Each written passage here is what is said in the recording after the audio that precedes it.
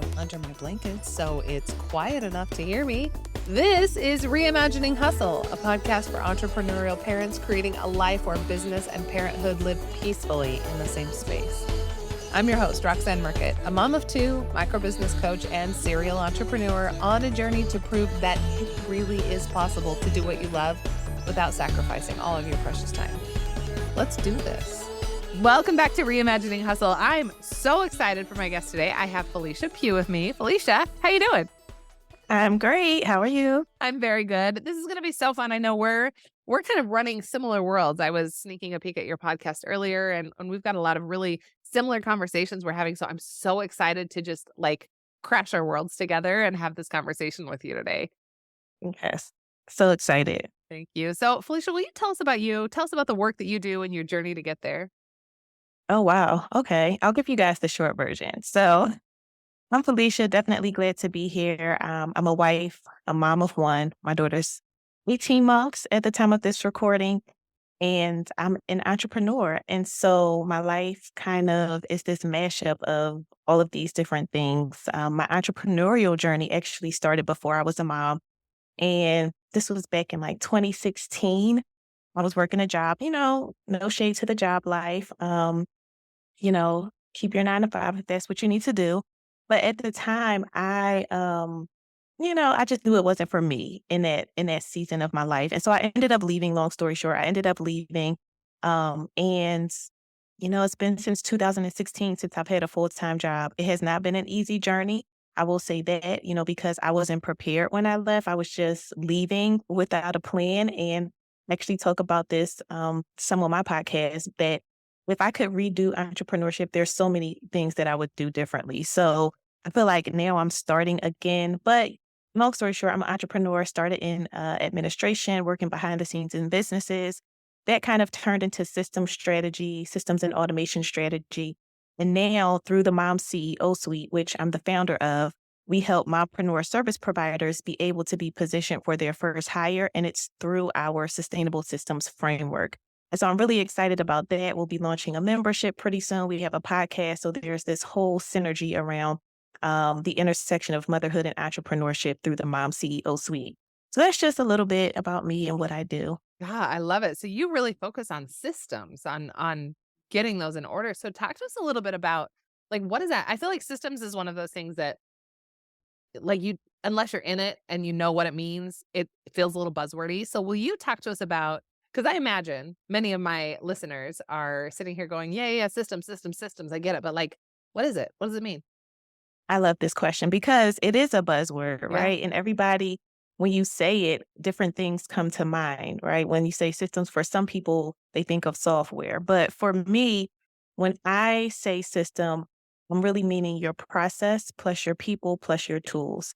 And all of those things combined equals the system. And so you can have a system for various parts of your business. So you can have different marketing systems, sales systems, client experience, but it really starts with what's the process, which is really just the step by step of how you do anything in your business. So thinking of it as like a recipe. What are the steps that you need to take to get to this end point? And then once you have your process, you can look at it and say, okay, where in this process can I implement automation? And then where in this process can I have people to help me to execute this process? And so that's where the tools come in for the automation. And then your people are, it can be a VA, you can hire full-time employees, contractors, whatever. But for me, when I say a system, I mean your process plus your people plus your tools. That's such a great breakdown, and you just made it so simple and so doable. Thank you for letting me ask you to clarify that one. I appreciate it. So you left your job in 2016, kind of have spun around, and did you get right into systems, and then have you kind of revamped it, or what did that look like for you? No. So when I first left my job, I really had no clue what I wanted to do. At the time, I actually had a nonprofit organization back in my hometown of Philadelphia, where I'm from, which was a mentoring program for teen girls. And at the time, that was my focus. I really wanted time to be able to grow that. But with that, nonprofits funding and didn't have any systems. So it was really challenging to keep it going. And so we ended up shutting that down. Then I'm like, okay, I just want to help women reach their goals. I was very big with what I was trying to do. And so it shifted kind of from that to doing some VA work. Then the VA work was kind of focused on administration. Got it. And then from there, it shifted into systems and automation strategy. Got it. That makes sense. And that makes sense too that that would be kind of the learning process to get you where you're at. That's really cool. So, through all of this, you had your daughter as well. How did that change Yes. things for you? So I just had my daughter, a year and a half ago. And so Yeah. I've been in entrepreneurship for a minute now, Yeah. 16, it's been a 8 minute. years? Yeah, 8 years or so, Yeah. huh? Yeah. Don't ask me to do mental math. Yeah. Clearly, I'm not good at it. It's early in the morning here. I know it's late at night there. It's all right. Right. I got you. So, I knew things would change, but I just didn't know how and how much they would change. And so I think when I first had her, I took my little 3-month personal maternity leave. And then I thought I was just going to jump right back into doing things how I normally did them. And that was just like a rude awakening because I was trying to really like fit her into this old schedule that I had, this old way of life, and it just really wasn't working. And so once I've kind of shifted my mind to say, okay, I need to create a business and a lifestyle around my daughter instead of, trying to fit her into this business that I had before she was here, things really began to change. I really had to get on a regimented schedule to just have routine for both her and I. And I created boundaries for the business where, I only was working during these certain hours, which I mean, still now are her nap times. And so I have less time to do work, but it helped me to be more productive because I'm super focused. And, it's like, you only have this amount of time to get things done. And so you're not lollygagging doing all these other things. And so while there were lots of challenges with like time management in the beginning, it did just kind of help me to be more productive. And it was a learning curve, but I think the more you do it, and if you have a plan and a routine, it becomes easier. But there's also this thing where once something starts to feel normal, it changes. And so just being really flexible, more flexible than I've ever had to be in for life at all, was just another change that I had to deal with. That makes a lot of sense. It's almost I mean, it comes back to those systems again, right? It's like you had to completely revamp the system. So what does success look like to you now versus maybe when you got started a couple years ago? Yeah, so for me, success is like a lifestyle success. It's not just about business. It's yes, I want to have a thriving business, but I wouldn't want a thriving business if it were hurting the relationship with my husband and my daughter, right? Mhm. And so it looks like being in a space where business and life works together well, and where I'm able to keep my family first, right? That's really the essence of the Mom CEO Suite and why I started it is because I do believe that business and life can work together and you don't have to sacrifice your family for the sake of your business. And so for me, that's what success looks like. And then it's being able through the business to also support other moms in business who are seeking to do the same thing and really just having an impact in that area. So for me, that's what it looks like. There's no real like, I know some people have dollar amounts attached to it. Not saying I don't want to make money, but for me, it's more about just having a business that fits within my lifestyle. Mm. I like that. I like that definition a lot. So I asked you a little bit about how being a parent through this entrepreneur journey changed kind of the systems, and it did change the systems, but how has it changed you as a person, as a human? Mm. Oh goodness. I think I learned a lot about myself. I learned that I like to have control of things, and when you are a parent, Yeah. there's just no control. Like you just can't control things. So I had to learn how to, it goes back to that flexibility piece that I was mentioning. I Yeah. just had to learn to let go of controlling things and having to have things done the way that I'm used to having them done or the way that I wanted them done, and just kind of going more with the flow and being more sensitive to, you know, in the case of motherhood, the needs of my daughter. But then that does translate into business as well because you just are able to be more in tune with people's needs and the emotional side of things.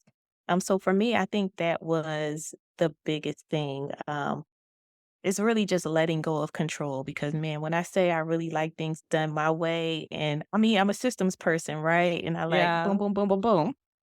And it's not like that. Sometimes the routine or the schedule that I have, it doesn't work because my daughter may need extra attention or, whatever the case may be. Something in life might happen. And so I think that's how it's changed me as a person, just being more flexible, but then also just being more in tune with the human nature of life. I think sometimes we get caught up in just our day to day and getting things done and checking things off of our to-do list. But I feel like I'm more present now than I was before, being in the moment, enjoying moments. Before we came on, we were talking about little baby toes, like Little look, baby dolls. yeah, Oh, yes.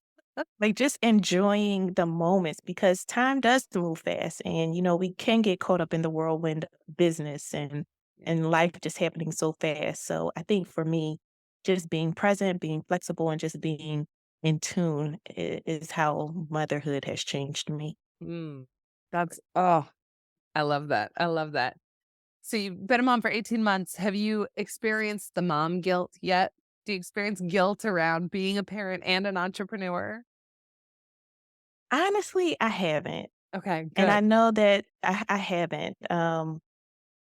Because I think I kind of went into it knowing that's what I wanted to do, and I was kind of preparing myself for it. And I knew that it would be something where I would need to split my time.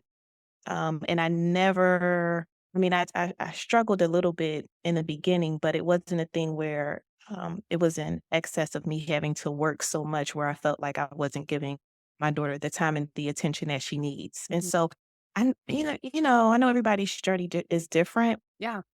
I didn't really experience the mom guilt too much. I'll say yet, I don't know what might happen. And I'm perfectly good with going away and getting my space and time away from her. So not yet. No, I haven't experienced that. There's a line from Ted Lasso that I'm thinking of right now that says, "I don't think you know how psychologically healthy that actually is." So that's awesome. That's awesome. That for me is such an interesting question to ask because I would say probably like 90% of my podcast guests are like, yeah, absolutely, guilt, absolutely. And then there's been this 10%, and I'm like, how? Like, tell me how there's no guilt in your brain. But I think like you said, like you went into it knowing this is what you wanted. I think that's really like it's inspiring to me. So I love that. Felicia, what do you wish people knew about being a parent and an entrepreneur simultaneously?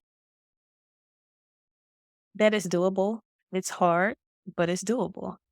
We have this saying in a mom CEO suite, motherhood gets hard, entrepreneurship gets hard, but together we can do hard things. And I think sometimes we end up in silos. I know I did in entrepreneurship and a little bit in motherhood too, because you have this feeling like what you're going through, nobody else in the world is going through it or Yeah. experiencing it. And so we kind of get in these silos, or again, going back to getting wrapped up in the day to day, we can't really see how the vision that we have is going to come to fruition. And Mhm. so we kind of get stuck or discouraged, and so I think just knowing that it is possible, everybody's journey is going to look different. We can't compare, our journey to someone else's. I did a live the other day and I was talking about how I was reading something and the lady said she was in labor for 60 hours. 60? And 60. 60, 60, yes. And I had a Oh my very short word. labor. Yeah. Yeah. Yeah. That was my reaction. I had a very short labor and delivery. And so we both were in a situation where, the end goal is to give birth, but the process looked very, very different. Mm, And I knew, I can't handle 60 hours. She was able to do that. She was able to handle it. And I can't compare my experience and my journey to hers, right? So yeah. everybody's experience and journey is going to look different. And we can't look at somebody else and say, because they did it that way or it happened for them that way, that's how it's going to happen for me, or I can't do it, right? Mhm. And so I think just being very laser focused on your own lane and your own journey, but also not in like being in a silo in that lane. There has to be like this healthy balance, Mhm. um, and getting in community. I think that will help to kind of thrive at this intersection of motherhood and entrepreneurship because I believe it's possible. Mm. What a great way to illustrate that point too. I mean, I feel like with that story, like I feel that deep in my gut, right? Of like, oh yeah, okay, but there's probably moms listening who are like, yeah, I can relate. I can feel that. So that's what a beautiful way to illustrate that point. Felicia, I want to ask you a question about the name of the podcast. Now, I know we've talked about this a little bit, but I'm going to ask you point blank. So, the name of the podcast is Reimagining Hustle. And the reason that I named it this is because when I started my entrepreneur journey, I also was not a mom like you. And I really bought into the hustle culture. It felt real good. The hustle, hustle, hustle, go, go, go, work hard, play hard, but there's never any playing because you're working all the time. And, just that like single track, like we're after the seven-figure business and it'll be whatever, all that nonsense. And then I had my daughter and my whole world stopped. And I instantly knew my world would never be the same and what I was doing was not sustainable. So I've been on this quest to reimagine this idea of hustle since then. So I would love to know, how do you reimagine hustle? Yeah, I totally relate to that as well because I was a hustler as well, late nights, all the Yep. things. But Yep. you don't think you don't really know you're hustling because I think we all love what we do and it's just like, oh, I gotta get it. I can do more, more, more, right? Whatever.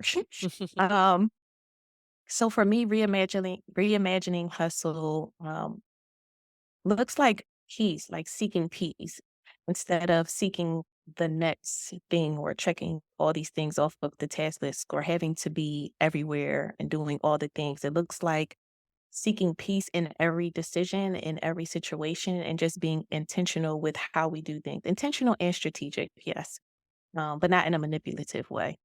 But just being intentional, strategic, and seeking peace. Like if I don't feel peace about a thing, I don't care what it is, I'm not doing it. And so I think for me, that's what reimagining hustle looks like. And then I think it's just transforming the mindset to say, I don't have to hustle. Like, why do I have to hustle?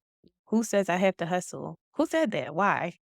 I think social media just kind of pushes that narrative, and everything is so fast in the culture. But who said that has to be it? That doesn't Mm, have to be my rule. That rule doesn't have to apply to me. And yeah. so I think for me, that's what it looks like.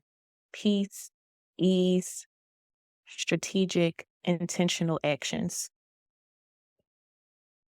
I don't know that anybody has answered that question this way before. And am, it's almost like I need time to kind of process this. And it's so interesting that you ask, like, who told you you had to hustle? Because I have asked that question about, I mean, with my own clients, right? Like I ask them, like, who told you you had to parent that way? Or who told you you had to do it that way? Who told you? Like, that's that for me, one of my favorite questions to ask people. And I have never asked that about hustle. So I love that you basically just like threw that one back at me, like, hey, who told you? Like, who told you you had to do that? That's such a powerful question and a powerful reframe. Ooh, I love that. I'm like jotting down notes over here and I've got peace underlined like 5 times. That's so good. Felicia, you're fantastic. Just absolutely fantastic. Before I mean, we need more of you. Before I ask you all those details, will you please give us just a quick 30-second pep talk for other moms on this entrepreneur journey who maybe need a little pick me up today? Oh my goodness, yes. So the other day, I was looking through my I was looking through my phone. Of course, we all have tons of pictures of our kids in our phone. And as I'm looking through these pictures, I'm remembering all of the things that were going on during the times from when she was born until now. And I'm like, oh, I remember she wasn't sleeping through the night. And we got through that. Oh, I remember when she wasn't eating X, Y, and Z, and we got through that. Oh, I remember where we moved and it was hard and challenging, and we got through that. And so I think my encouragement is whatever you're experiencing right now, you can get through it. I don't think anything lasts forever.